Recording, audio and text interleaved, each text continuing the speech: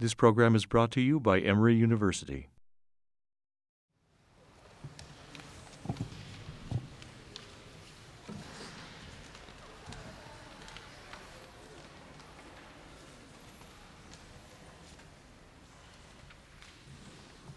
Good evening, everyone, and welcome to the Georgia Public Service Commission Forum. I'm Alexis Chase. I'm the Executive Director of Georgia Interfaith Power and Light. I would love for all of you to learn more about us at our website, gipl.org, or learn more about us at the information table in the back. I want to thank Glenn Memorial United Methodist Church, their environmental committee, for being one of our co-hosts for the evening and for providing so many volunteers. I also wanted to thank our very long list of other co-hosts: Southeast Green, Georgia Wand, the Georgia Sierra Club, the Civic League of Regional Atlanta, Green Law, Southeast Energy Efficiency Alliance, the League of Women Voters, Georgia Watch, the Southern Alliance for Clean Energy, Sustainable Atlanta, the Regional Council of Churches of Atlanta, Ryan Taylor Architects, and Trinity Presbyterian Church's Sustainability Committee. I am grateful for every single one of the co-hosts. I also wanted to thank our media panel for all of their homework and for being here right now. And I also want to particularly thank the people standing up here. Thank you guys so much for being here and for participating. We, just to let you know, we invited the incumbents to attend, Commissioner Stan Wise and Commissioner Chuck Eaton.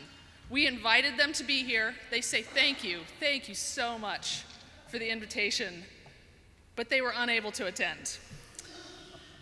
So when we first thought about hosting a Public Service Commission Forum, or the PSC as it's otherwise known, I got a lot of questions about what exactly is the Public Service Commission and what does it do? So the mission of the Public Service Commission, and I'm going to read it so I don't elaborate my own opinion, is to exercise its authority and influence to ensure that consumers receive safe, reliable, and reasonably priced telecommunications, transportation, electric, and natural gas services from financially viable and technically competent companies. What does that mean? It means 5 elected commissioners supported by approximately 100 staff people make decisions that affect the lives of every single Georgian. And they affect your life every time you turn on a light, you pay your electric bill, you turn on your natural gas burner, or you pick up a telephone. Georgia's 5 PSC members are elected to 6-year terms in staggered years. Each of the 5 commissioners are required to live in their district from which they are elected for 12 months prior to the election, but, and this is a big but, this is a statewide election. So the entire state elects the Public Service Commissioners. Georgia is one of only 11 states where the governor does not appoint Public Service Commissioners. We actually have an election. And in 2010, I think this is important to know, the salary of your Georgia Public Service Commissioner was over $110,000. And the budget last year for the Georgia Public Service Commission was over $9 million. So what does this have to do with you? It has to do a lot. The decisions the PSC makes affects your life every single day. The PSC has exclusive power to decide what are fair and reasonable rates for services under its jurisdiction. In regulating rates, the Commission states that it does not guarantee profits to service providers. It is the company's responsibility to make prudent, sound business decisions. And we are hosting this forum to educate all of us about what the PSC does and the people that will be a part of the PSC. Now, please welcome tonight's moderator, a member of the Georgia Interfaith Power and Light Board, and the curator for Sustainability News, Beth Bond.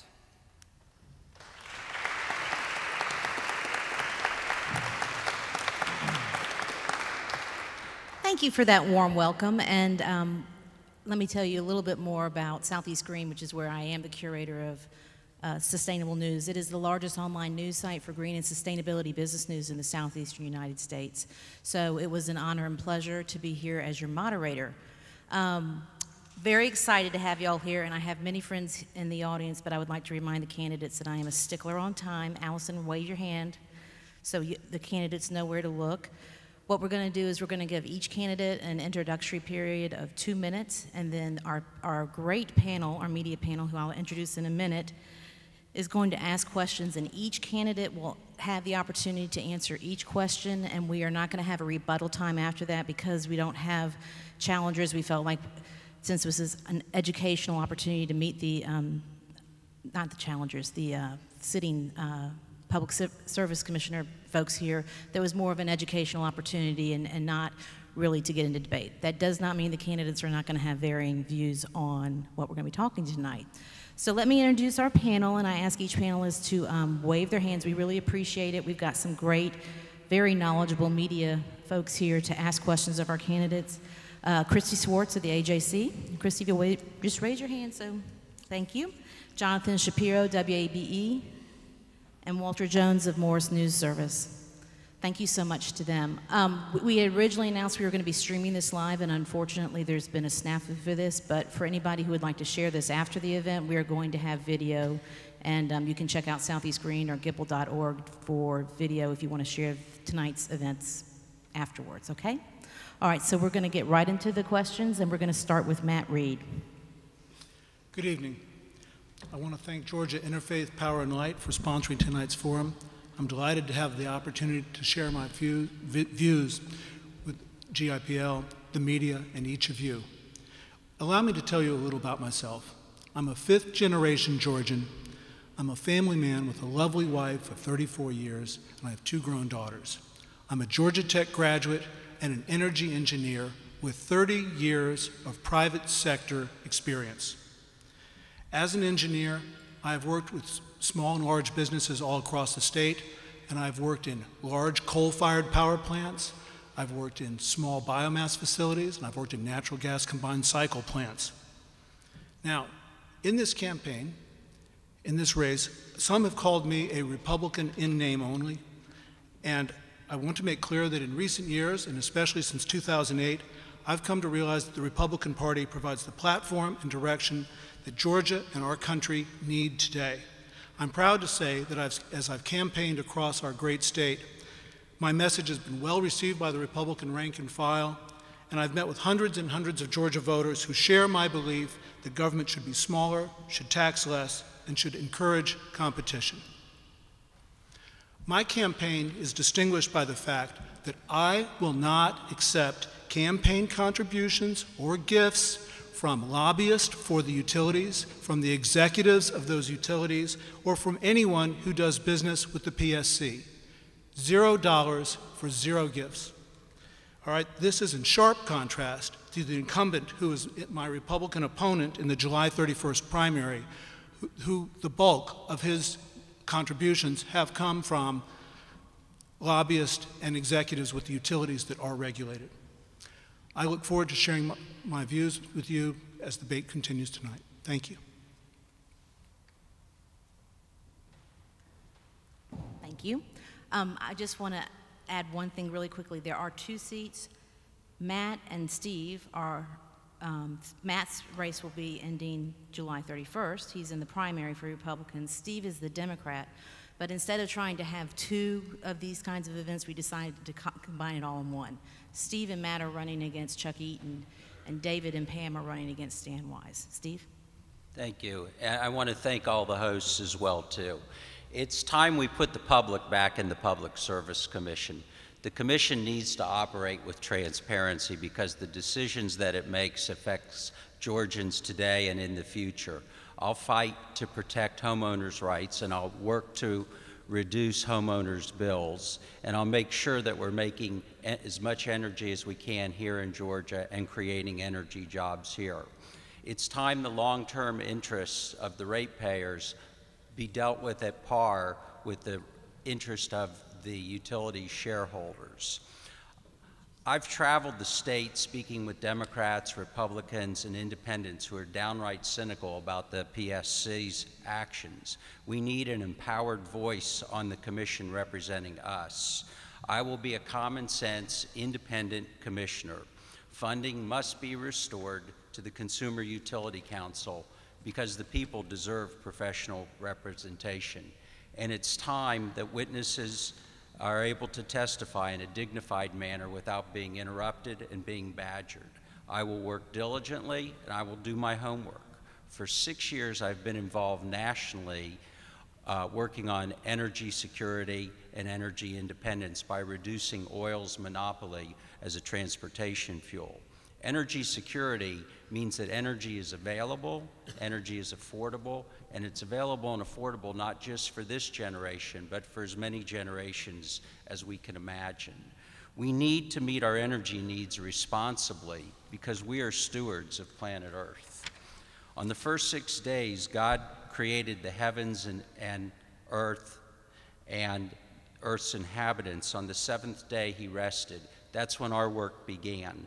And that's a big responsibility because good planets are hard to find. So over the next 4 months, I hope to earn your support, your prayers, and your vote for the Georgia Public Service Commission. Okay, next we have David Staples, who's Libertarian, and he will be up against Stan Wise in November. Thank you. Good evening, ladies and gentlemen. My name is David Staples, and I'm running for the District 5 seat on the Public Service Commission. It's a pleasure seeing you all here tonight, and thank you all for coming out. I'm sure there's plenty of other things that you could have been doing this evening that are a lot more interesting than this, so thank you.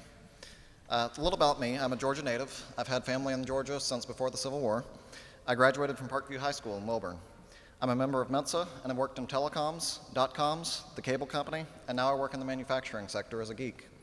The best explanation for what I do for a day job is a web technologies architect doing system design and implementation, which requires quite a bit of analysis and logic. I currently live in Powder Springs on an eco-friendly horse farm with my wife and one-year-old daughter. You know, the PSC doesn't typically draw a lot of attention, but they're still a very important part of our lives. After all, it's their decisions that can cost ratepayers and taxpayers millions and even billions of dollars. I was asked to run for this office just a couple of months ago, and there's a couple of key factors that made me decide to jump in the race. Number one is that the incumbent is not looking out for the best interests of the ratepayers and taxpayers. He's looking out for the best interests of himself, his campaign account, and the utilities, as evidenced by his recent quote that passing on $3.2 million of clearly imprudent costs to the utility wouldn't be fair to Georgia Power. Never mind what is fair to the consumer. In the absence of a truly free market, we must be diligent in ensuring that the monopoly is not allowed free rein. The other factor in my deciding to run is that there is no Democrat in this race. This means that in November, I, as a Libertarian, will be on the ballot against only a Republican. Whether it's Pam or Stan is yet to be determined, but I believe all Georgians would be better off with a fresh face in the District 5 seat. Thank you. Thank you. Pam Davidson. Yes, hello. My name is Pam Davidson. I'm a wife and mother. I have 3 children. I am a Christian person and have led a creation care Bible study. You all know what creation care is, don't you?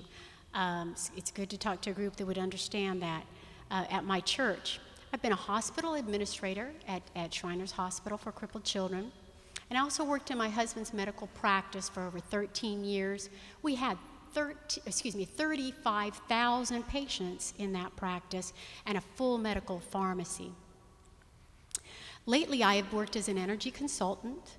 That work has taken me to the state capitol and also to the Public Service Commission, where I was appalled, frankly, at how dysfunctional the commission was. In large part, as others have alluded to, that is due to money and the infiltration of campaign donations and of gifts and of personal favors. So I am here standing before you, having run the second time now. I ran in 2008 against an incumbent, for an open seat, garnered 48% of that vote, and I now stand in front of you running against Stan Wise in the Republican primary. As far as my beliefs, basic beliefs, I am a big believer and am famous for, in some circles, renewable energy.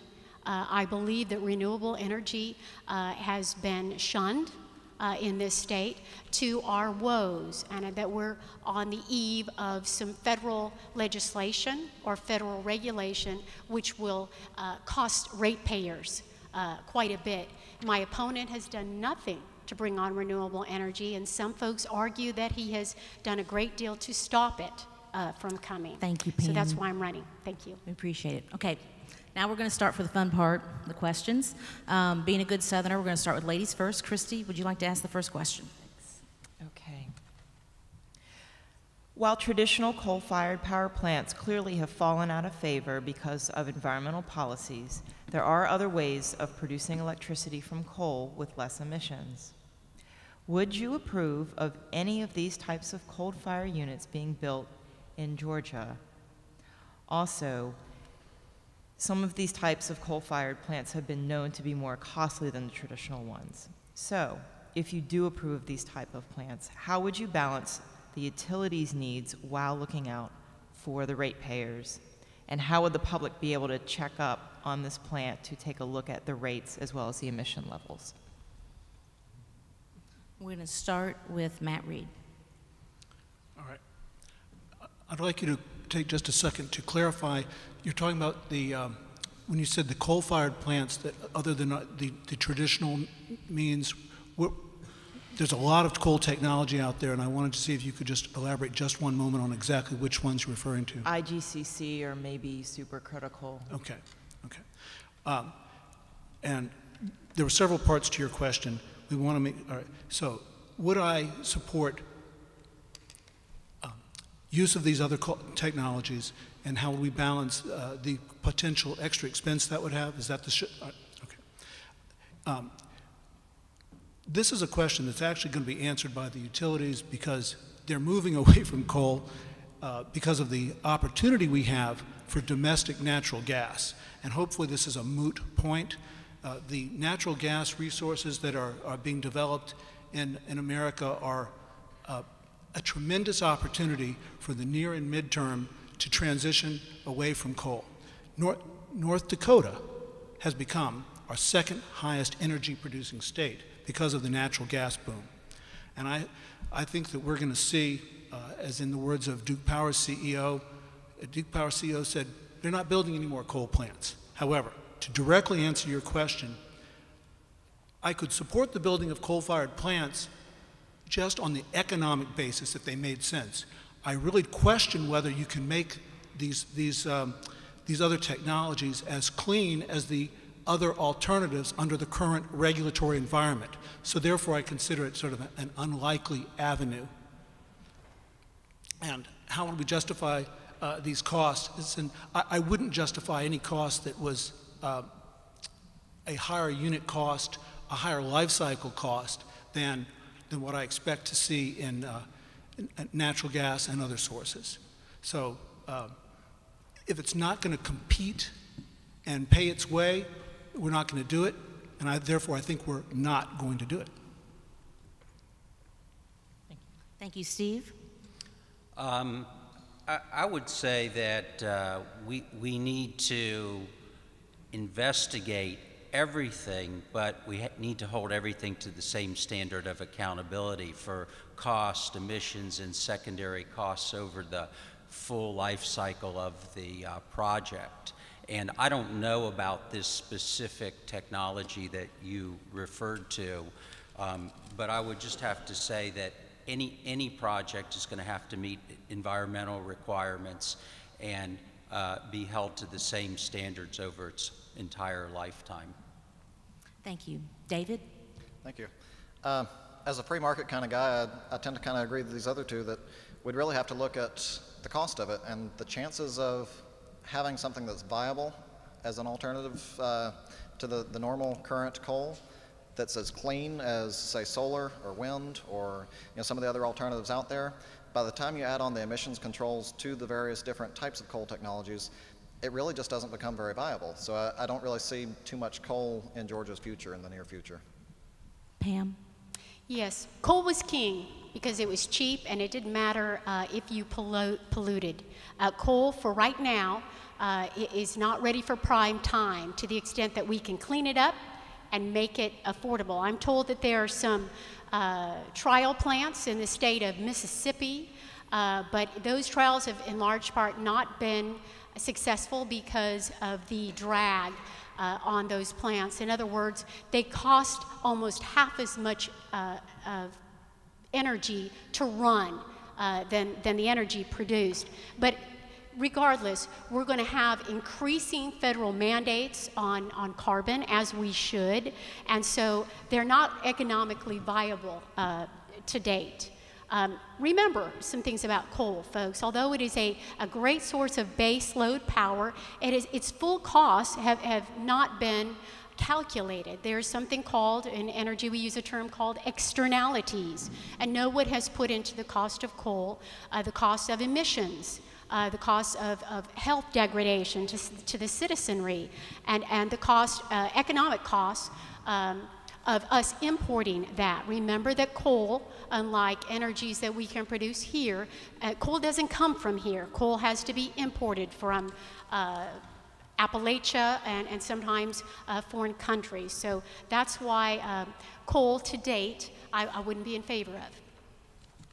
Thank you. One more housekeeping note before we start with Jonathan's question. If you are doing Twitter and you have capabilities to tweet, we're using the hashtag GAPSC. So if you want to tweet out there, we'll compile the tweets after the event. Jonathan, we're going to have you start, and we're going to have David start with the answers. We've mentioned that Georgia is transitioning from coal to natural gas, or much more so. The technique used to extract natural gas in recent years has come under a lot of fire. Do you see that technique, fracking, as environmentally hazardous? And if so, as a public service commissioner, what would you do to cut down on those environmental hazards? Again, back to the free market, I think fracking is an option, hydrofracking.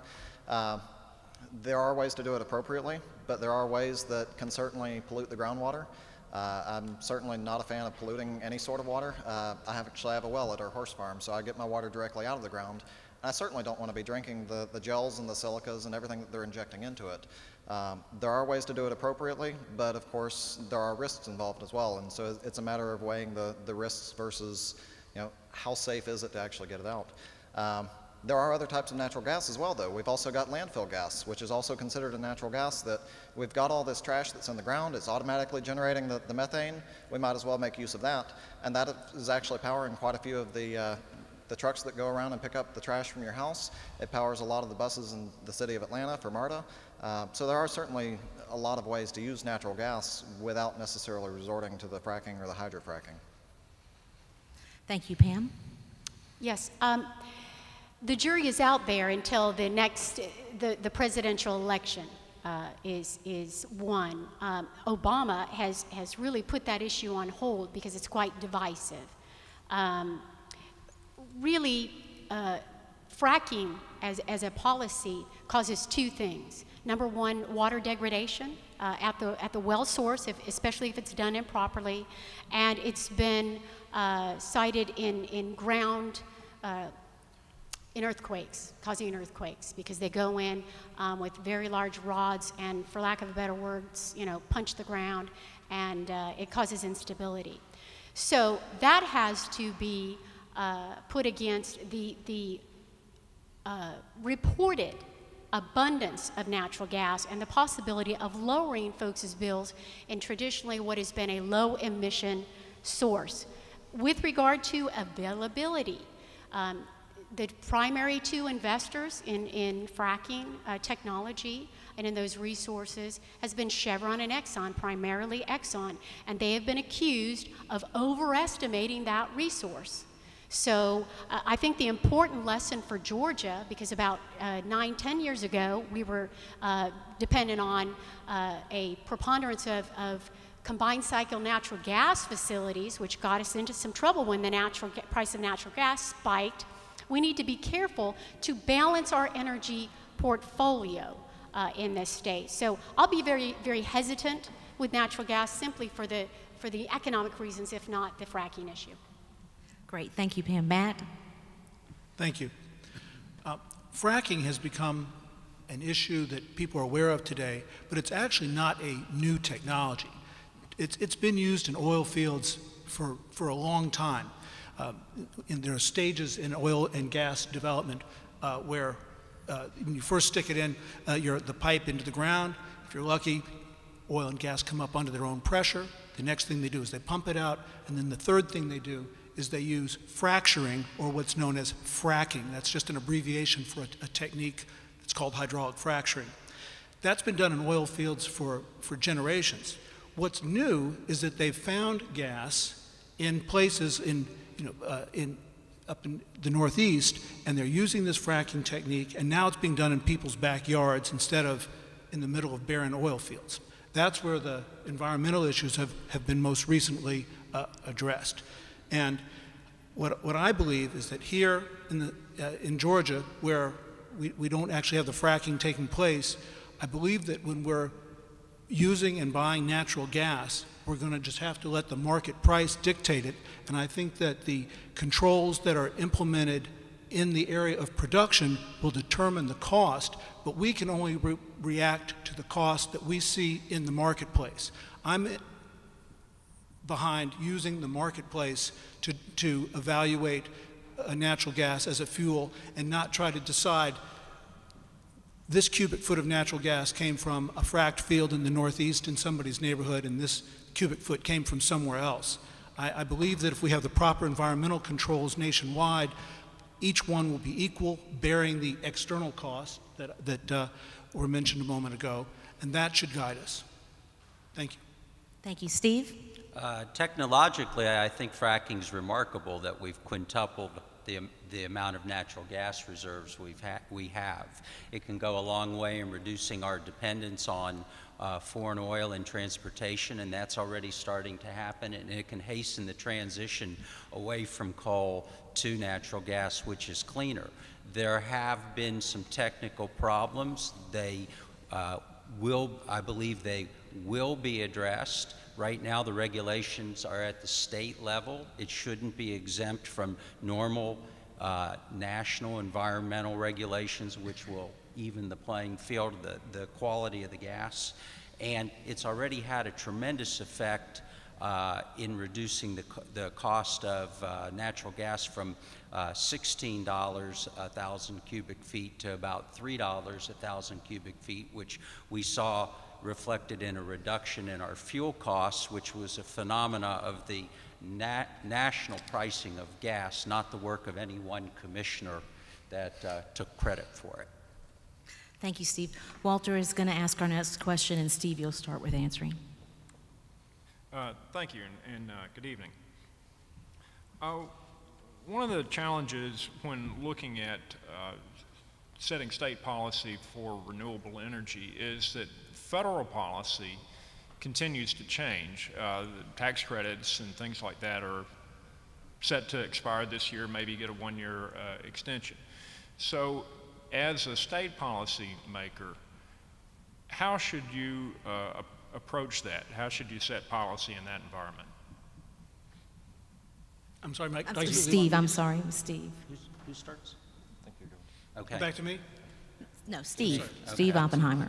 Well, we're going to have that opportunity next year because it's the 3-year cycle of the resource planning, and currently we don't have a percentage target for renewable energy within the portfolio, and I think that we should institute one because it's abysmally low, the amount that we are producing, and to start to nudge the utility in that direction by giving them a target to incorporate. We see other southern states doing that, and I believe we can do it here as well. We've got a very vibrant solar community here in terms of manufacturing and business development that's based here in Atlanta, but ends up going elsewhere in the country to do business. And we need to set guidelines. I think that as the Public Service Commission works with the utility, there needs to be a target. Great, thank you. David? Thank you. I think that renewable definitely needs to be a part of our portfolio, a lot more than it currently is. When we take a look at, for instance, Georgia Power has its nights and weekends program where the rates are so much cheaper to use the power overnight than it is during the day because we've got so much excess capacity at night, but we don't have a lot of excess capacity during the day. We've actually got a rather strained system during the day sometimes in the summers when everyone turns on their air conditioners and everyone's lights are on in the office. In fact, the employer that I work for, during the day, the office gets so cold that people are turning on heaters underneath their desk. And yet, during these peak hours when we're putting such a strain on the system, what do we have that's freely available that we can install at $5 per watt? We're looking at solar. I'm a big fan of distributed solar, having it on actually the rooftops where it's being used, because not only are we reducing our impact on the air quality with coal and various other types of generation, but we're actually using it right there. So we don't have any sort of load on the transmission systems. We don't need to spend the $7 billion they just spent to upgrade the transmission systems. It goes directly from the rooftop down to the building, and that's it. So yes, I am a huge fan of renewables, and I'd love to see them become more of a part of the portfolio, whether it's through third-party power purchase agreements or whether it's Georgia Power actually installing it at the various locations. I'm fine with either one. Pam? As I talked about earlier, I'm certainly in favor of renewables. I am even more in favor of energy efficiency. And I've been on the DSM working group on and off. DSM stands for Demand Side Management at the utility level. That's energy efficiency. If you can cut back on energy and building new facilities, that's what you want to do first. Having said that, as far as state policy, the General Assembly makes state policy. We are in a regulatory position. I'm not in favor of mandates. But I will comply with them. The sad truth is that the mandate is looming, and it will cost the ratepayers in this state handsomely if there is a mandate, a federal mandate. What would happen is the state of Georgia would have to then purchase RECs, or Renewable Energy Certificate. And in so doing, they'd have to charge ratepayers for that.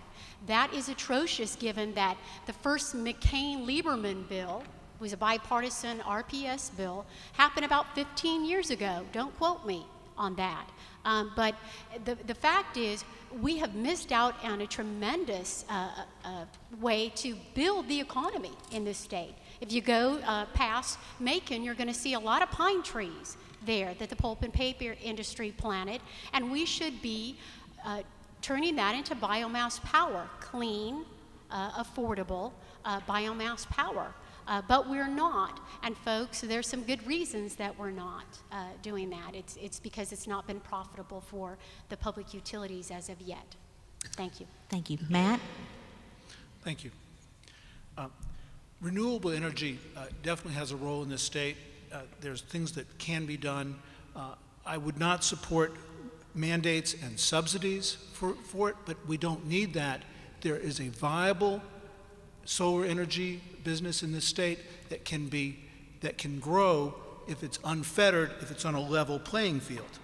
And we don't have a level playing field.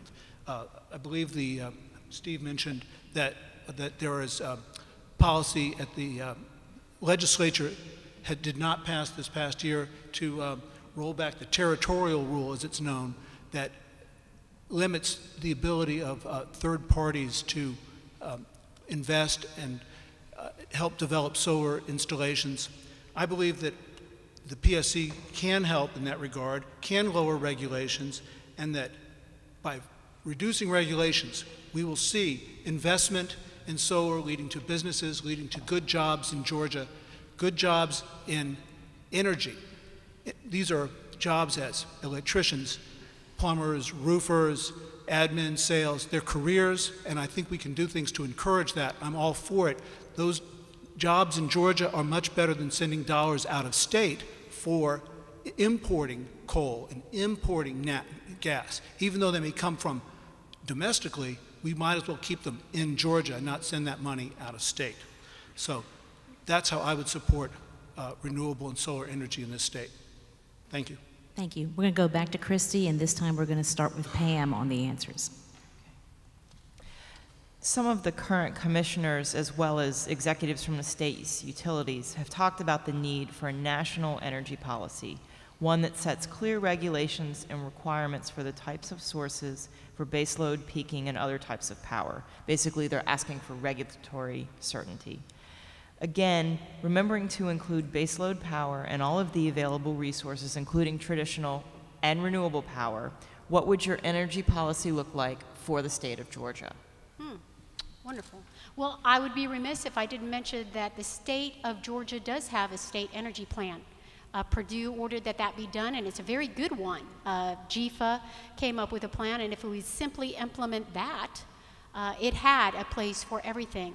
You know, every resource that you're going to use in terms of energy has some liabilities and some assets. So everything has to be balanced in that sense. When we talk about base load power, we're talking about power that is predictably online 24/7. You can't throw a few renewables at that, or perhaps some solar, and substitute for that base load power. You need base load. But incrementally in this state, what we should have been doing is adding renewables for the economic development and certainly to comply with any mandate. My policy would be first look at our energy efficiency potential in this state and expand the successful programs that Georgia Power already has dramatically in energy efficiency, and that we take a look at natural resource as a potential resource, nuclear as a potential resource, watching the costs of nuclear all the way, and that we take a look at new coal perhaps down the line when it's ready for prime time. Thank you. Matt? Our state energy plan, or my state energy plan, I believe that's your question, what would I propose, would be to use the substantial investment that we have in existing power generation facilities for baseload, and that includes the existing nuclear and coal plants. I don't see that we should shut them down before the end of their useful life as long as they're meeting all of the relevant emission standards. However, I believe we should grow and transition to natural gas and renewables. The nuclear and the coal will provide the base load, and the natural gas and renewables will provide the variable and time of peak load that we need. I believe it was mentioned earlier how well solar works in a distributed fashion when we get it when we need it most. About 2 weeks ago, we had 105-degree days. Those are the days that we're using the most power in this state. Those are the days when solar on your roof is working really well. So it works when you need it the most. And in a regulatory fashion, we can do things to recognize that the solar power coming off someone's roof on a 105-degree day is displacing some of the most expensive power that the power company produces. Recognizing that and having the appropriate regulatory environment, grid, and meters in place can mean that we have a means of using that and rewarding those who've made the investment in that. So that's what I would do. Steve? I think waiting for a national energy policy to do something at the state level is really kicking the can down the road. There's two conundrums here. We had all the incentive we needed during the first oil embargo in '73 to form a national energy policy, and we didn't.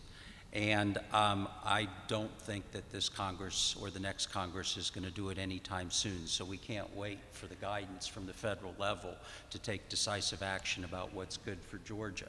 The other conundrum is that the Southern Company, or the Georgia Power, is an operating company of the Southern Company, and they transmit power between states. So what we need to do as public service commissioners, our role, would be to say, what is good for the state of Georgia?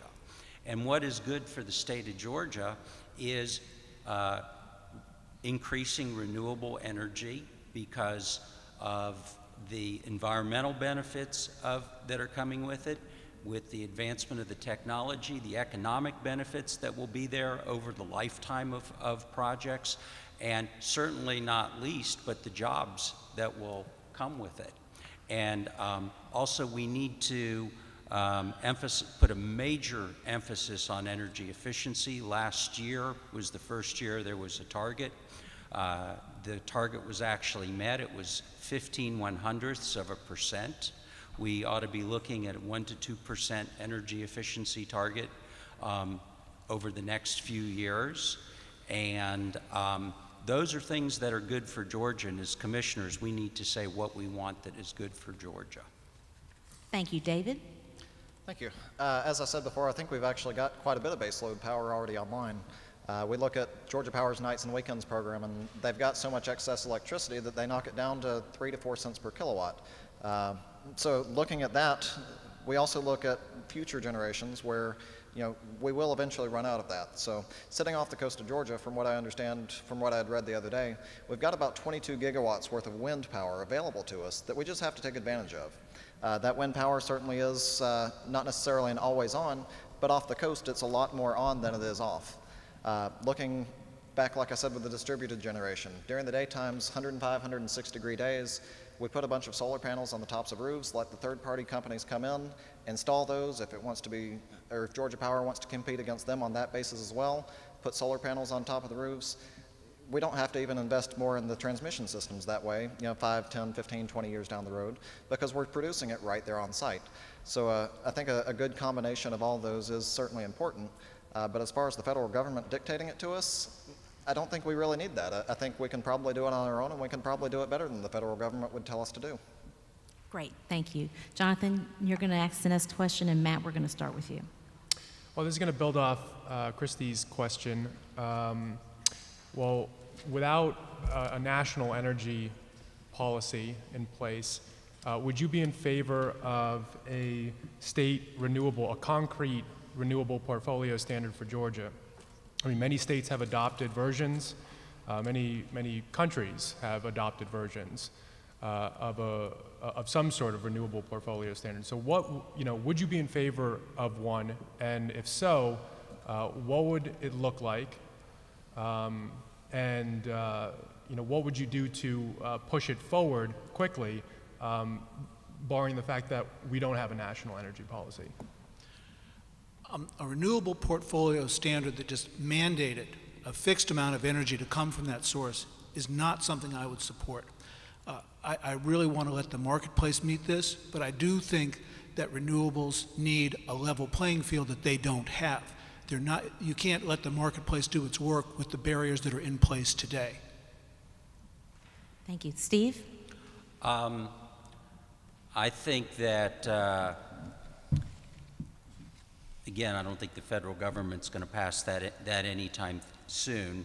And I think that working within the confines of what we have that exists now of the resource plan, that we can begin to outline some steps, some targets to meet and make them combined renewable energy and energy efficiency goals. So we start to tilt the utility in that direction of looking at out-of-the-box ways of meeting energy needs rather than just the traditional ways to meet need.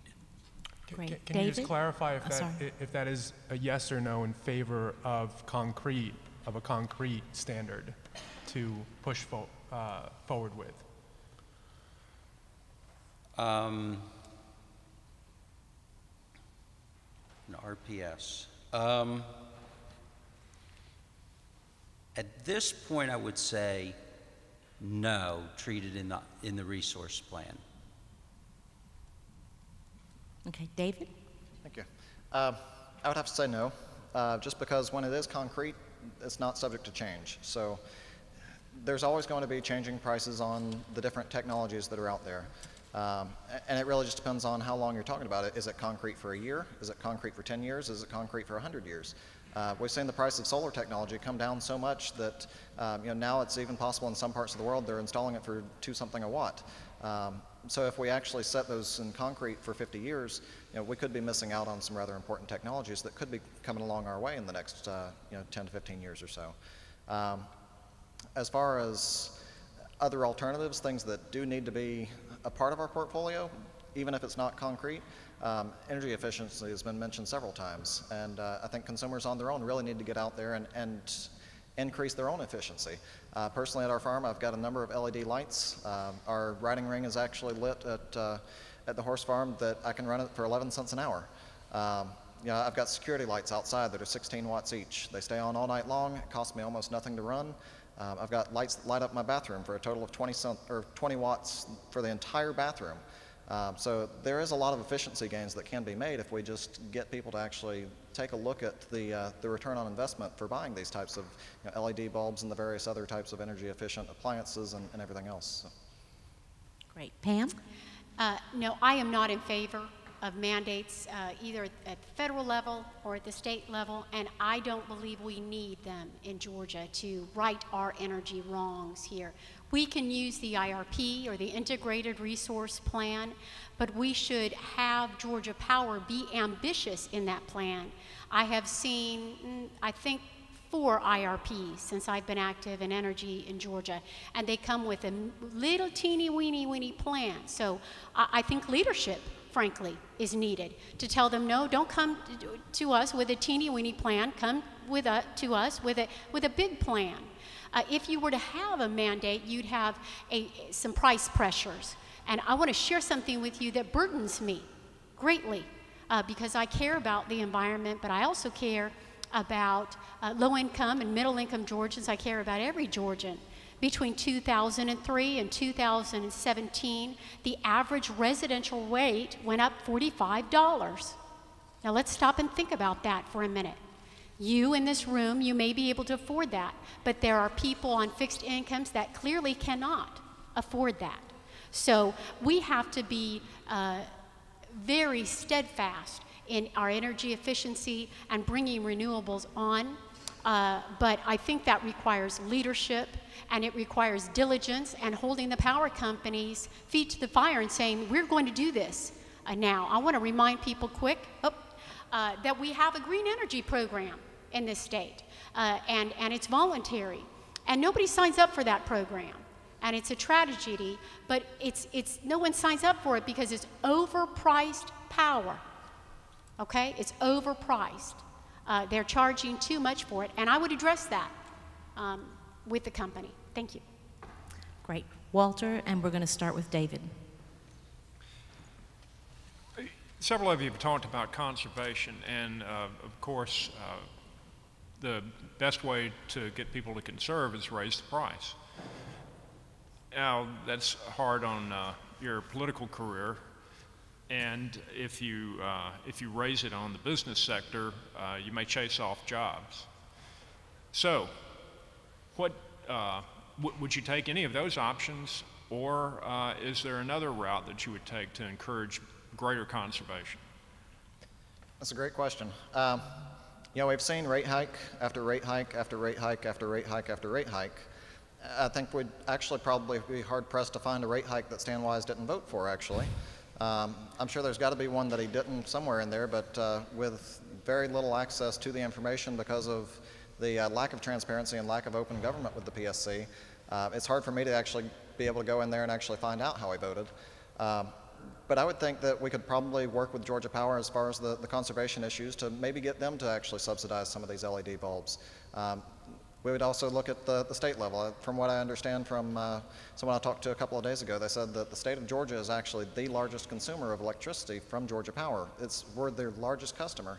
And yet I was in the Gold Dome a couple of days ago walking around, and I look up and there's an incandescent bulb in just about every fixture that I looked at. We also need to start taking a look at our own buildings and look at where we can start being the leader for that conservation. We can't just expect that consumers are going to lead the way, but we as the public service commissioners should actually be leading the way with our government buildings, with the various vehicles that we drive, and show them how it can be done. Great. Pam? Well, I'm very proud to say that some years ago I quarterbacked, I guess they say, a bill that was, it was House Bill 670, and it gave folks tax credits on energy efficiency, solar, biomass power. So if you can go the tax route, I think that's tremendous. I'm a believer in incentives. They work. As having been president of the demand side management working groups, there's proof in the pudding, folks. And at the industrial, well, they don't fully employ that at the industrial level, but at the commercial and residential level, they are hugely successful. So again, I would say we need to expand them. In terms of the greatest potential in this state for energy efficiency, it is by far on the industrial level. We just haven't even focused on that yet. So there's so much to be done that raising the price, again, I would not be for, because especially at the residential end, because people cannot take it. We're in the midst of a very long recession. But even at the commercial and the industrial, what would happen to jobs in this state if we raise the price on industrial customers? Having witnessed many commission hearings, we're going to just send jobs out of this state, and the people of this state need those jobs. So I definitely wouldn't believe that it would be proactive or productive to raise the cost of energy under any circumstances. Matt? Well, I absolutely agree that conservation is the most efficient way to approach the energy problem. The kilowatt not used has the greatest value over any kilowatt. But I don't believe we'll get there any other way but the marketplace, but I wouldn't raise prices just to get people to conserve, because some people's conservation, some may have the ability to go out, add insulation to their homes, change their windows, and other people are just going to be cold in the winter and hot in the summer. So I wouldn't seek to raise prices only to force conservation on some and deprivation on others. Now, I think what we will see is increasing use of technology to allow time of day pricing. We're in the middle of getting smart meters throughout the state.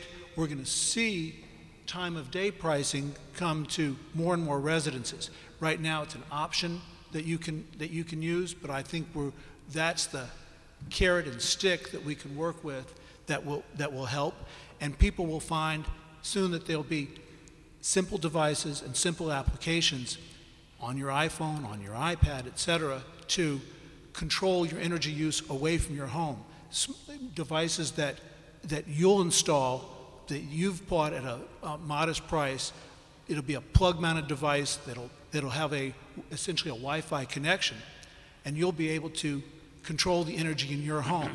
I'm not talking about somebody remotely doing it for you, a government agency, a Georgia Power, anybody. I'm talking about you controlling your energy because of the incentives based on the amount you're paying.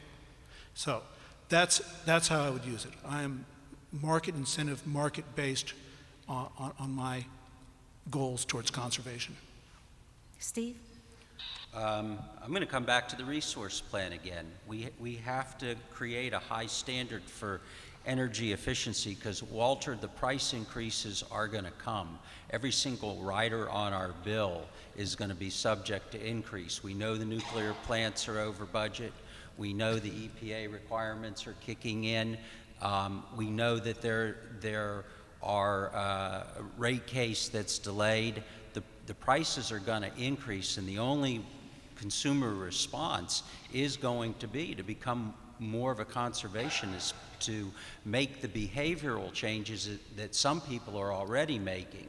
But it's not easy to do because the utility is not always really forthcoming with the information. You have to ask the precise question. I went through getting a detailed utility bill, and they said, "You're getting it." And I said, "No, I'm not getting it." And I had to go through 3 people to get a detailed utility bill.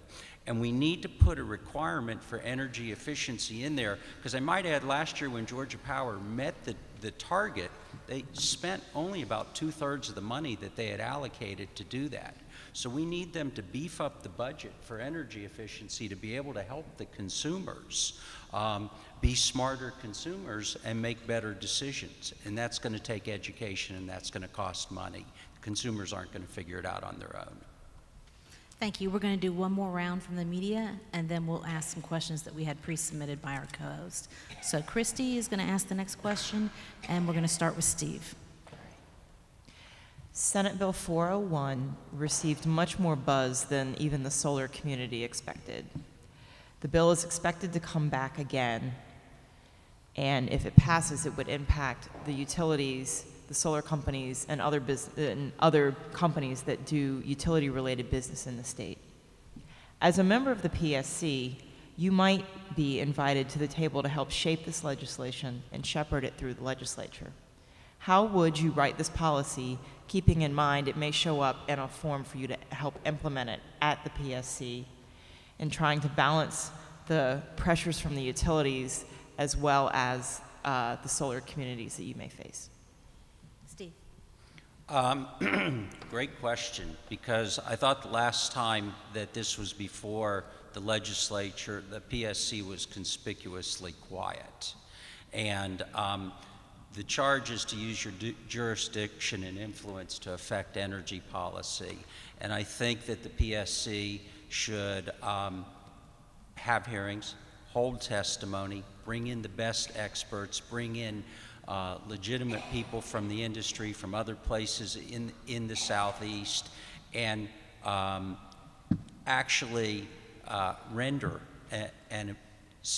concrete ideas for the bill based on the expert testimony of best practices in other southern states and other places in the country.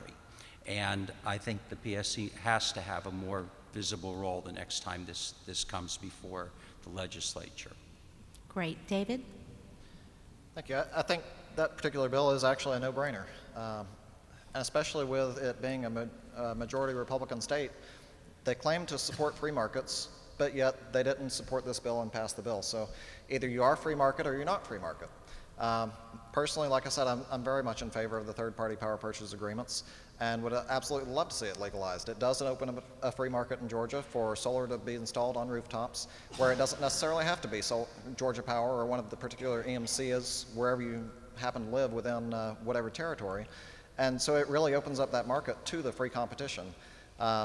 You know, if a solar company can come and install solar panels on the top of my house, there's no cost to me, and all I have to do is pay them for the kilowatt hours that I use, perfect. If they can do it for a rate that's cheaper than Georgia Power or my EMC, even better. So I think certainly we need to be urging the legislature to pass that bill, making it possible for all these solar companies that do exist in Georgia, over 20 of them, to go ahead and start installing some of these panels and getting people access to the clean energy that they could have. Pam? Yes, let's remember that we are essentially running for a regulatory role. The General Assembly makes the laws, and in large part they make the energy policy in this state. I would think of myself as sort of a person that can add to their education. There are 71 Georgia Power / Southern Company lobbyists at the Capitol, and they have a lot of money, and they take a lot of folks to dinner. And they have changed their ways of thinking, and I would see my role as educational. My opponent, Mr. Stan Wise, sees his job as the utilities lobbyist. He goes over and lobbies the utilities agenda, as he did in Senate Bill 31 for the prepay for the nuclear plants. So let me be clear about the role I would take. But certainly, you know, when I was a little girl, you know, much has been made about the fact that I'm from California. By the Republicans, and Ronald Reagan was from California, mind you. But when I was a little girl, California had one of the first net metering laws, and that's essentially a net metering law. And my parents had solar panels on their house when I was 9.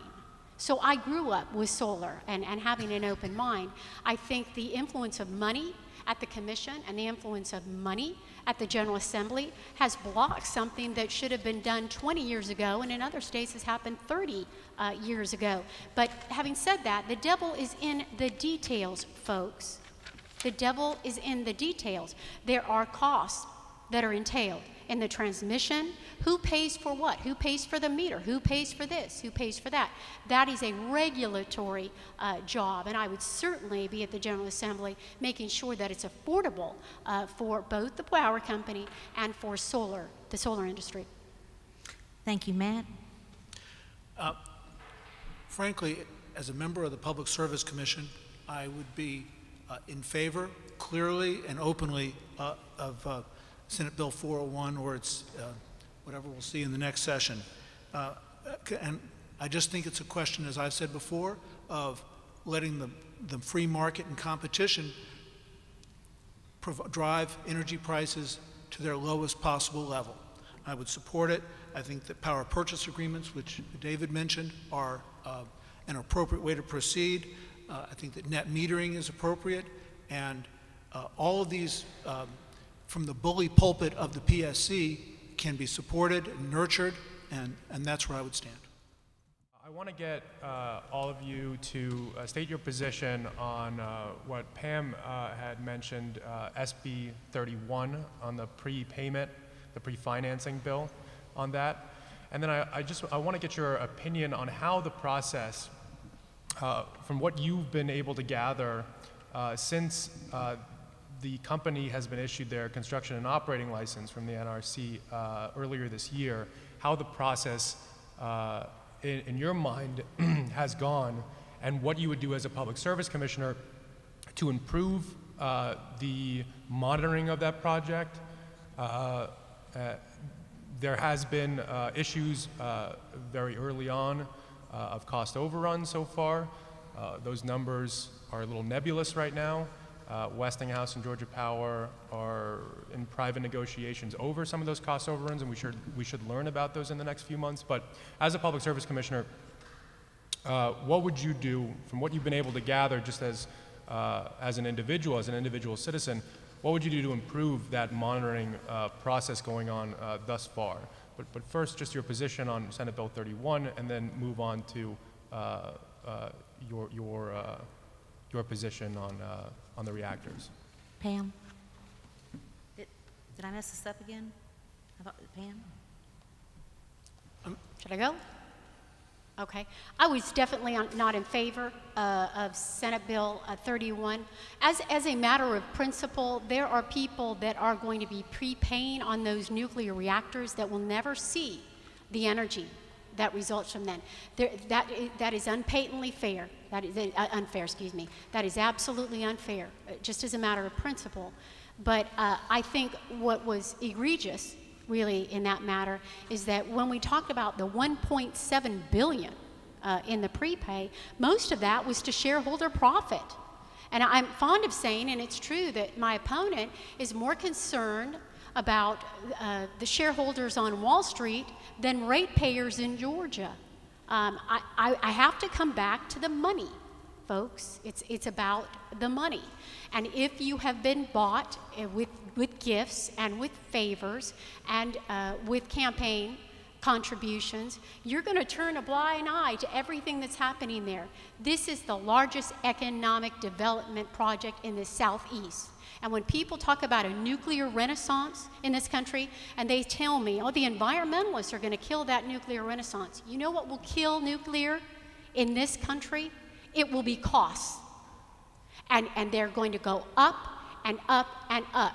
And my opponent will rubber stamp that because he's going to do the company line, folks, because he's been bought, frankly. I don't mince words about it. There are health and safety issues with those plants, and the independent monitor, who is, in my estimation, doing his job, is simply not listened to with regards to the mistakes that are being made. The infrastructure surrounding those plants, I'm sure you know, they can't even do cement and rebar right. So I am concerned about those nuclear reactors. But the first reactors were supposed to cost millions and ended up costing billions. And we don't have it in the state. There is too much pressure on ratepayers. As far as the prepayment for Plant Vogtle Units 3 and 4, I'm against it. We can't turn back the clock, but I was not, it's something that it shouldn't have been passed. So I just want to say that clearly. Now, when they say that it makes sense because if the money that they'll raise will pay interest, it'll lower the cost in the future when eventually the plant goes online, there'll be fewer costs. Well, this makes sense. Anything you pay in advance costs less. This is the time value of money. I think we're all familiar with the basic economics there. But this presupposes that they know what to do with the money that comes out of your pocket today better than you do. And I say they don't. That the money that Georgia families have to pay today, they can use to spend, invest, and choose. And why should a corporation or a government decide that they know a better way to take and invest your money? That is why I'm against the prepayment plan. Now, regarding the monitoring and the cost overruns, yes, there have been significant reports that there will be delays and there are cost overruns. We don't know how long the project will take to come online, and we don't know what the ultimate cost will be. This is another reason not to be paying in advance for something that we don't know what we'll get and when we'll get it.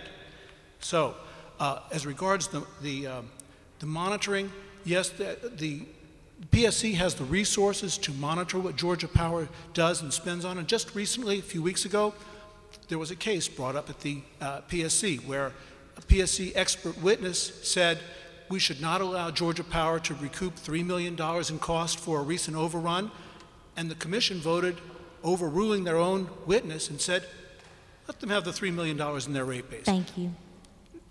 Vogel's going to cost a lot more than $3 million in overruns. Steve? If you look at history, because Vogel 1 and 2 were budgeted at $660 million and ended up costing about $8.6 billion and nearly bankrupted the utility company, they knew they didn't want to get into financing it. Wall Street wasn't interested in financing it, and they came up with Senate Bill 41 to figure out how to put it on the ratepayers again. And I was against that. But the blasphemy doesn't stop there, because then on the PSC side, they then approved that there would be no risk sharing by the utility. And that made it totally absurd. So we're committed to about half of the plant, and we have no clue what that's going to equate to. And in terms of the monitoring, I'm really concerned. I mean, that's probably one of the things, if I came in as commissioner, that I would be most nervous about, is how we get to a finish point without this just turning into a complete boondoggle. And right now, Georgia Power has hired the monitor. I don't know if, it'd be crazy to get a monitor for the monitor, but we're at great risk here. David? Thank you. I personally was against Senate Bill 31. The numbers that I've got say that 25 cents of every dollar is actually what's going towards prepaying that interest. So we're looking at 25 cents out of every dollar as this big savings that everyone keeps talking about by passing Senate Bill 31. 50 cents out of that dollar is actually going towards towards Georgia Power's profit, and then the other 25 cents is going to taxes. That doesn't sound like that great of a deal to me. The nuclear plants, as has already been mentioned, are expecting some cost overruns with Westinghouse. The numbers that I heard the other day were roughly $900 million. That's already, over 10% of or almost 10% of the total cost that we had originally been told for the project. I can't expect any less that there's going to be more and more and more overruns as we continue on down the line building these reactors. In the meantime, we could have actually spent that $14 billion on building solar in the state of Georgia, putting it on rooftops. Solar can be deployed tomorrow, whereas the nuclear reactors won't be coming on until 2016, 2017. Solar is a now, a here, today thing. We don't have to wait. The other thing with the nuclear is just, like I said, there's a lot of risks. There's a lot of things that can go wrong. We can't put the rebar in correctly. We're using the wrong type of rebar in concrete. Who's going to make sure that we actually do complete these things and complete them correctly? Great, thank you. Okay, Walter, and we'll start with Matt. All right, here's an easy question. You were talking about SB 31 and Wall Street's reaction to that. What should the target return on investment be for Georgia Power, and what is it now? Matt? What should it be is set actually by statute. There's some vague wording that says it should be comparable to similar businesses working with similar risks. That's, I believe, how the statute is set and how the PSC is charged to regulate and allow the regulated utilities, the Georgia Power, to make its money. I believe right now it's running about 12% is the number.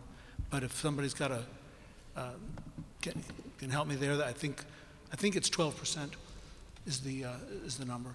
I think, wasn't that what you were asking? What is the return? Uh-huh. Yes. Well, but what should it be? What should it be? Well, as I said, it should be comparable to other businesses, and that, according to the PSC, what their mandate. Would I change that mandate from that vague description of, is that appropriate for comparable businesses? Frankly, that's right range if the costs that they're allowed to include are properly administered. What we've seen is that that's not the case. As I mentioned a moment ago, they've had cost overruns that they roll in and they get to make 12% on their mistakes. That's not good business. I think 12% has historically been a reasonable number for a utility when we're only being charged for the things they're doing right. Steve? I think 12% is kind of high in the midst of the Great Recession. And I think we probably really need to look and see what other utilities are making these days and how long ago that statute was set, and see if it is still an appropriate number or not. But 12% is a pretty incredible return these days, especially when you have no risk, no downside, and you can have cost overruns and make money on that. Nobody would build a house like that. David? Thank you. I do believe it's right around the 12% mark, and the reason that we have that, of course, is because Georgia Power is a monopoly. So it's basically the PSC in the state that sets that. I don't know about anyone here, but I certainly don't own a business where I'm guaranteed a 12% profit, no matter what kind of mistakes I make, what kind of choices I make for my business. I make whatever kind of profit I can return based on how I'm actually managing my business. If we were to open it up to a free market, perhaps that might be a little more in line. But Georgia Power constantly brags that they have one of the most profitable utilities in the U.S., and that's easy to do when you've got a mandate of a 12% profit. Pam? Yeah, 11.74 is my recollection. When I was listening to those hearings, I thought that was a little unreasonable in the sense that because we don't have a rate sharing mechanism, an RSM in this case, or any program or any stipulation that would say, look, Georgia Power, you bring these plants online and within budget, on budget and on time, well, good. Well, then we'll give you a substantial profit. We might even increase your profit margin. But if you fail to bring those plants on time and within budget, then you'll be curtailed. And I would agree with David. Any business in the United States that is not a regulated monopoly, that's how you live. I've run a business before, and I meet deadlines, and I perform, or I don't get my profit. It is simple as that. But remember that the power company stands to gain a lot from a large base load power investment, simply because of the rate of return, in addition to the other areas in which they profit. from that plant. So they have set this up and put it in the IRP, and there were some disagreements in the time that that was being formulated, but to give them such a rate without any stipulation, my opponent fought any stipulation at all that they would suffer from non-performance is frankly irresponsible. Thank you. This finishes the media portion, so thank you to our panelists who've asked, I think, what are really great questions. Would y'all agree? I'm seeing lots of head nods.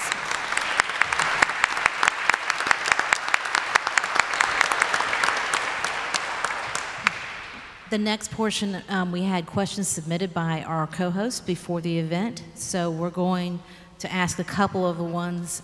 Actually, there's a zillion of them, but I know y'all want to get home too. So I'm going to ask a couple that really have not been addressed yet. And this first, we're going to ask two. The first question, I'm going to start with Pam. And the question is, electric power plants are the state's largest consumer of fresh water. Georgia has experienced periods of extreme drought and pressure on our water resources and is expected to continue due to rapid population growth and high energy usage. What role do you think water should play in the energy utility planning? Pam? It's me. Okay. When you go through the IRP process, water is never addressed. Strangely, it never comes up. Yet in this state, we have some water problems, and it's not just in North Georgia. We have some endangered rivers that we are concerned about. I think that should definitely be included in what we again refer to as the externalities. What are the true costs of this resource? Not just the hard costs, how much does it cost to put it on the grid, but what does it cost us in terms of our society? I've always felt that is a fair judgment. So yeah, water is a definite consideration. Great, thank you. David? Okay. Water always has to be considered in instances where it has to be used. Of course, there is one technology that doesn't need, actually two technologies that I can think of off the top of my head that don't need water, both wind and solar. It's just one of those things, they just don't need it. Of course, with nuclear, you have to have the water to be able to store your spent fuel in. There is the water that's actually created as steam, and it comes right out up into the atmosphere. All that water that's coming out of the Savannah River, instead of going on downriver, it's being turned into steam. So, with all the droughts we've had, I'm not real sure what the drought conditions were like down in Savannah. I know that around the Atlanta area, it was certainly really bad in some areas, and we're certainly experiencing some dry wells in some cases even. So any sort of time that we're dealing with water when you live in an area such as Georgia that already has water problems, we've got to consider it. Thank you. Steve? Like I said, when we examine future energy plants, we should look at the entire life cycle costs and the secondary costs. Water is the most abundant thing on the earth, but only 2% of it is fresh water that's drinkable, and 40% of that in the United States is being used for electric generation. So I think it definitely needs to be factored into the decision-making process as we weigh other alternatives. So yeah, it needs to enter in. Matt? We definitely need to account for the use, consumption, and other effects with water. Water, if you look at how much is drawn out into a power plant, most of the water that a power plant uses ultimately is used in cooling. It's those towers you see. It's not actually steam. It's just vapor that's leaving cooling towers. Now, of the water that's drawn in, there's a significant amount of water that is returned, but it's returned at a higher temperature than it's drawn out. This has environmental effects. This is another externality, as Pam has mentioned, that is not factored in a level playing field. You look at that cost. You don't necessarily return the water at the lower temperature, but you evaluate how you're affecting the environment. So you have multiple ways you're looking at that cost. And in a level playing field, the renewables, as Steve has mentioned, the solar and wind are going to have no external cost on water. And I do believe that everything should pay its way, and that means paying for the water consumption. It should be included. Great, thank you. We've talked a lot about nuclear tonight. I'm going to turn the question over. This is a little bit of a different thing on the nuclear. So the question is, what steps do you propose to address Georgia's unresolved nuclear waste problems? And we'll start with Steve. Do you want me to read it again? Steve? Just repeat it again, please. What steps do you propose to address Georgia's unresolved nuclear waste problems? Oh, what steps would I take? Again, this is something we are waiting on the federal government for some time for guidance on, and I think that we know every single nuclear facility, nuclear plant is storing on-site. I know they're doing a lot for safety and containment, but it definitely increases the risk. And somehow the federal government needs to move on, and I understand there's some discussion about possibly privatizing it, and we sure don't want to start processing it on a state level. In Europe, I know France is reprocessing their 95% of their fuel for much of Europe and formerly for Japan, and I think we need a national program, and I know that there is talk about doing it, whether it is ultimately privatized and taken out of the hands of the government. David? Thank you. I know right now we are actually just storing the spent fuel.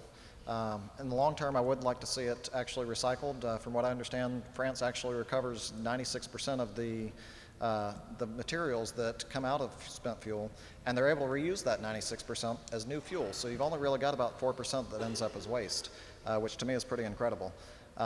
As to who's going to do it, I'm not necessarily sure that we need to be doing it just a state level. You know, if we've only got the 2 current reactors and 2 new reactors coming online soon, that gives us 4 reactors. But of course, there's other reactors throughout the U.S. as well that we need to all kind of work together to figure out what we're going to be doing with this waste. I wouldn't imagine that processing fuel for 4 plants would be cheaper than doing it for, say, 20 plants or 50 plants, however many plants there are in the U.S. for nuclear. So we need to really be working with the other states. Whether it gets the feds involved, I'm not necessarily sure we need to do that, but at least be working with the other states to all dispose of our fuel in a like manner. Pam? I guess the question has to be posed, what are we doing now?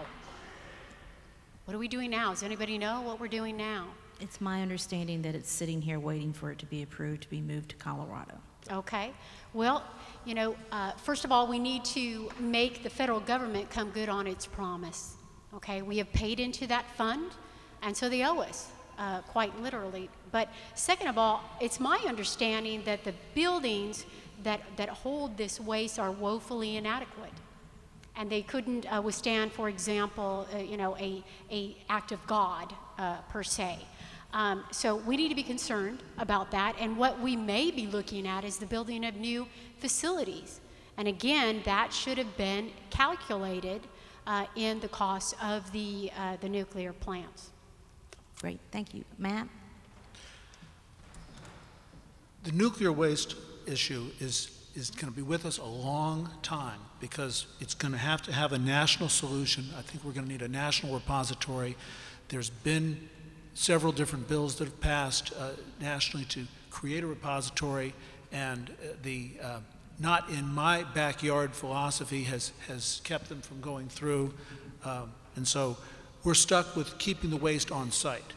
Now, the good news is, due to the density of the fuel, that you actually can store a lot of nuclear waste on site without taking up a tremendous amount of real estate, and even these nuclear plant units 3 and 4 will be able to retain their waste on site for decades. It's not going to be an immediate issue in terms of space and in terms of safety, but that's still the wrong answer to this question. Now, as far as reprocessing it, our nuclear reactors use a different type of fuel cycle than the nuclear reactors in France. We're not going to get to 96% processing because that's not the way our reactors run. They're an entirely different design issue. So we can't just adopt the French reprocessing method because we don't have the French reactor. So the French reactors, European reactors, the fuel cycle actually poses a certain danger in the sense that that nuclear fuel reprocessing can more readily be turned into potentially hazardous waste that is used in an explosive device, nuclear weapon. Now, we have to have a national solution, and that's what we're going to be waiting for, but we will be waiting for decades. Don't hold your breath. Thank you. That concludes our question part of this evening. Thank you to the candidates. We are going to have closing statements, so if you'll just hang with us a couple more minutes, just a reminder to the candidates, the closing statements are 2 minutes apiece, and we're going to start with David. Thank you. And thank you to the host for this event tonight. I'd like to thank everyone for coming out tonight. I hope you found what you've heard tonight helpful. Though we are coming into an end here tonight, that doesn't mean that the race is ending tonight. Most people aren't paying attention to this race, and that's exactly what Stan Wise is hoping for. I have just under 4 months to garner enough support to replace him. I hope you'll tell your friends and family about my campaign, sign up for my email list on my website, like my Facebook page, follow me on Twitter. So far, my mother-in-law is my largest contributor. I'm not funded by the utility companies or the lobbyists or the attorneys, but I can't beat Stan on my own. It's going to take having enough people saying enough is enough, willing to contribute to my campaign and help me get the word out that we're not going to settle for business as usual at the Public Service Commission any longer. Every dollar you donate helps me buy things like bumper stickers, yard signs, and other printed materials. People need to know what these commissioners are doing down at Washington Street, and I promise I'll spread that message as far and wide as I possibly can with the resources I have available. Every donation helps. Thank you, and I hope you all have a safe trip home, and I hope you'll vote for David Staples on November 6th. Thank you. Pam? Yes, David forgets to mention that he won't be running against Stan. He'll be running against me because I'm going to beat Stan. Okay? But it'll be lovely. So, that'd be great. Thank you for attending, and I mean that. Let me say this. You have some excellent candidates. Hallelujah, for the Public Service Commission. I've run this race twice, as I've told you, and it's not about Pam. It's entirely not about Pam. It's about good government. Please don't vote for anybody that takes utility money. Don't vote for anybody that takes utility gifts or gets favors, and you will change that system in just today when you go and vote. Get some flyers as you go out, not just for me, but for the other candidates, and distribute them. Work your butt off, and write a check. Because right now, my opponent has $120,000 in his account. Now, my mother-in-law is not giving me any money. Okay? I have to talk with her about it. But these are low-budget races, and you have to run statewide. Goodness, folks, it's like running for a U.S. Senate district. So you know that we all mean business. So please reproduce yourself and go out and write an op-ed. Tell your wife, tell your husband, tell your cousin to vote for Pam, and then whomever in the general. Thank you. Thank you. Matt? Thank you. I want to thank Georgia Interfaith Power and Light for hosting this event. Thanks to the media that attended, all the attendees, and the other candidates. I've appreciated the opportunity to share my positions with you tonight. And as Pam was just reminding us, it is a statewide race, so that means all of you can vote for me. So please, as you vote in the coming days or at the polls on July 31st, I'd like you to vote for an energy engineer with 30 years of private sector experience. I'll bring a unique skill set to the PSC. From day one, I'll be ready to serve, and I'll be a full-time PSC commissioner. This is a contrast with my opponent, who, public records show, has frequently been absent from his full-time duties, as he's absent tonight. Now, let me also remind you, I will not accept campaign contributions or gifts from lobbyists for utilities, from the executives of those utilities, or anyone who does business with the PSC. 0 gifts for $0. This is unlike my opponent, who has received over 75% of his contributions to his campaign from energy and utility companies, their executives, and their lobbyists. If you want to meet with me, call me. Come on down. We'll go out for a cup of coffee. I'll buy my cup, you buy yours. vote for Matt Reid is a vote for transparency and integrity on the PSC. I look forward to your support and your vote between now and the primary on July 31st. Thank you very much. Good night. And next, and I want to say last but not least, Steve. And I just want to confirm that I will not take money from utility executives or agents during this election or after my election. And once in office, I will fight to protect homeowners' rights and reduce power bills for Georgia families, make sure we're creating good energy jobs here in Georgia. I need your help to win the election in November. So please visit my website, steveforgeorgia.com, and stay involved, get updates, volunteer, and your participation here tonight, whether in person or on the internet, says that you understand the importance of this race and this impact on Georgians today and in the future. So please be multipliers and and share this with your family, your friends, your coworkers, your co-worshipers, your entire network. Tell them they missed something important about their future and Georgia's future tonight, and they better tune in. And together, we have the power to do great things in Georgia. It would be my honor to represent you. Let's return the District 3 seat of the Commission to the service of the people, and I hope to earn your support, your prayers, and your vote for the Georgia Public Service Commission November 6th. Thank you. Thank you so much. And to remind everyone, the video of this evening will be up tomorrow. You can find it on the GIPL website. Please share it with every single person you have in your network. It'll be on our Facebook page, and so pass it around. To close out the evening, I want to again thank the media panel for being here. I want to thank Beth Bond for being here. And I especially want to thank the candidates who've been standing up here for over an hour and a half. So that's a very big deal. Thank you so much. And as you go out, that's right.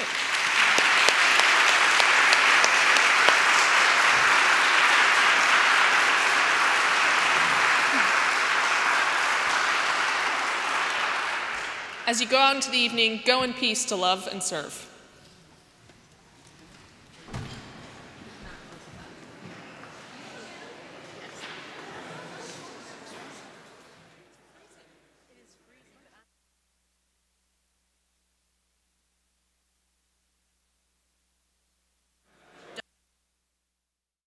The preceding program is copyrighted by Emory University.